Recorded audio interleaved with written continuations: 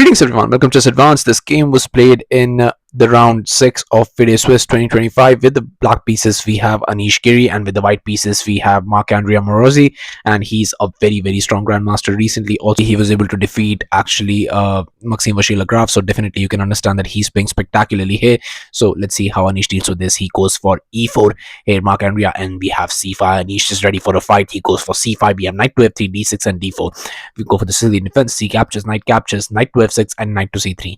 Now Anish in this position chooses to not go for any of the weird setups, and he's ready for a fight, so he goes for the knight. Or we have a6, knight to b3, e6 now, and just bishop to b3, knight to c6, and we have an immediate g4. And you can understand how amazing this is going to be.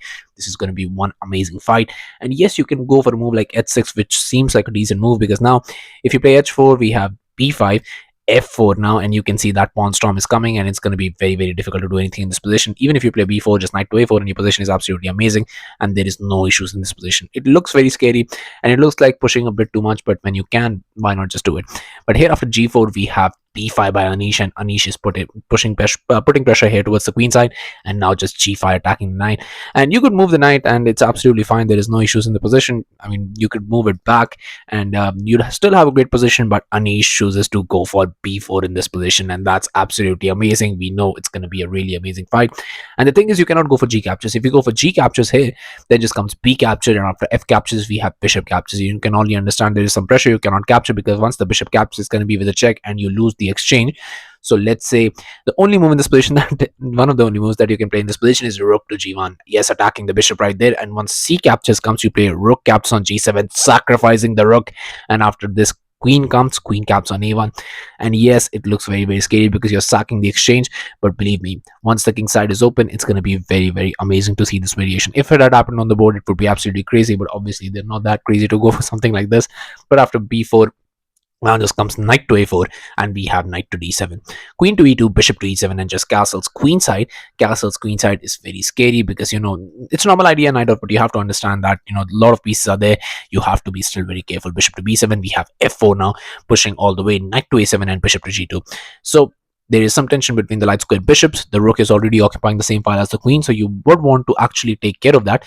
But still, let's see what Anish has in mind. He goes for bishop to c6, attacks the knight, and just now going for this knight now, and we have bishop captures, and just going for this bishop caps on b3, a captures, queen to c7, and now there is immense pressure. You have to be a little bit careful. Also some pressure towards the bishop as well. Bishop goes back, we have a5. Now those pawns are pushing. What can you do in this position? The better move in this position would have to be just a move with king to d2. You start to run away because those pawns are pushing. That rook is occupying the file. Anish doesn't care about his king. He don't want to castle. He's there to obliterate you, and it's better to just run away here, because once rook to c8 comes, you play rook to c1, castles, and king to e1, and you can understand that pawn is defended and your position is fine once you get the king to safety. But after d5, which is the best move in this position, you play e captures, and yes, you sacrifice the central pawn. After bishop captures, we play bishop to c5, and after this, king to f1, because now rook is coming, so that would have been a very nasty pin if that had existed. But just bishop captures, queen captures, yes, the rook can jump into the game, queen can jump into the game, knight can jump into the game. Position is absolutely amazing, and in Anish's hands, it might as well just be winning. But you have to understand, this was the best you had in this position. But after a5, we have f5, and f5 unfortunately does not work in this position here. Just a4, and a4 is a bit too strong. The queenside attack is a bit too strong, and you cannot do anything in this position. Here f captures was played nonetheless, but it doesn't work. F captures, b captures, now rook captures, and you can see there are already amazing ideas in this position. And with a move like rook h to f1, you still have something in this position. You're threatening checkmate. You're not checkmate, but you're threatening some ideas here. And after queen moves, after you play rook to f8, you have queen to e2, trying to just infiltrate this position. And also you're just protecting. So here after rook captures, if you go for rook captures, you can understand that idea still exists, and king is going to have to run away. You have fewer defenders towards your king side, and maybe, just maybe, you might be able to do something, but it's still a long shot. But here after rook caps on a4, we have bishop to h3, and this just completely blunders the game right on the spot, because now just b3. And what do you do in this position here? c3 was tried, but now just comes this knight to c5, and yeah, those knights are just jumping in into places you don't even want them to jump to.